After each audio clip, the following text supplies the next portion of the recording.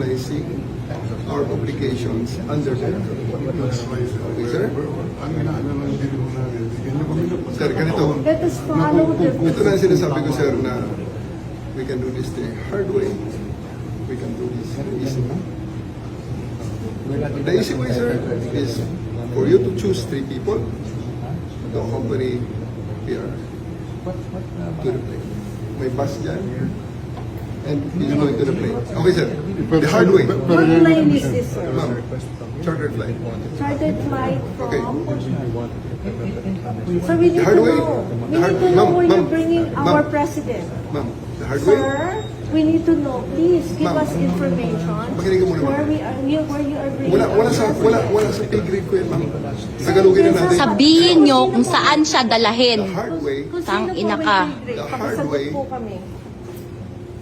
the hard way is for me to